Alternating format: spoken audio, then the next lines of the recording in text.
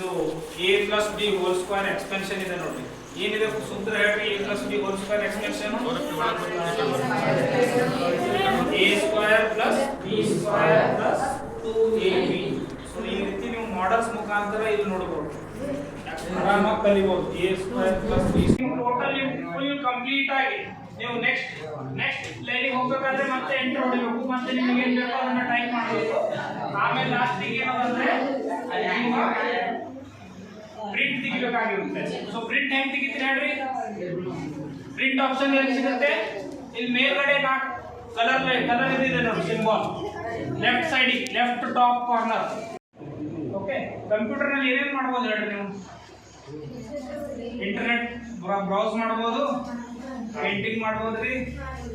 ಅದಕ್ಕಿಂತ ಎಲ್ಲಕ್ಕಿಂತ ನಿಮಗೆ ಮುಖ್ಯ ಏನಂದ್ರೆ ಒಂದು ಮೈಕ್ರೋಸಾಫ್ಟ್ ಆಫೀಸ್ ವರ್ಡ್ ಫೈಲ್ ಮತ್ತು Microsoft Office Excel file use ಆಗುತ್ತೆ. ಈಗ ಪತ್ರ ಹೆಂಗ್ ಬರೀತೀರಿ ಹೇಳಿ? ಈಗ ನಿಮಗೆ ಒಂದು ಅರ್ಜಿ ಮೇಲೆ ಹೋಗ್ಬೇಕಾಗಿದೆ, ಒಂದ್ ದಿವಸ ರಜೆ ಬೇಕಾಗಿದೆ, ಅವಾಗ ಹೆಂಗ್ ಮಾಡ್ತೀರಿ? ನೀವು ಪತ್ರ ಬರೆದಿದ್ರೆ ಪೆನ್ನಿಂದ ಬರೀತೀರ.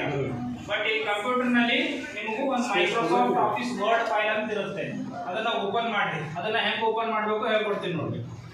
ನಿಮ್ ಮೌಸ್ ಇದೆ ರೀ, ಮೌಸ್ ಇಂದ ರೈಟ್ ಕ್ಲಿಕ್ ಮಾಡ್ರಿ. ರೈಟ್ ಕ್ಲಿಕ್ ಮಾಡಿ ನ್ಯೂ ಫೈಲ್ ಅಂತ ತಗೋರಿ.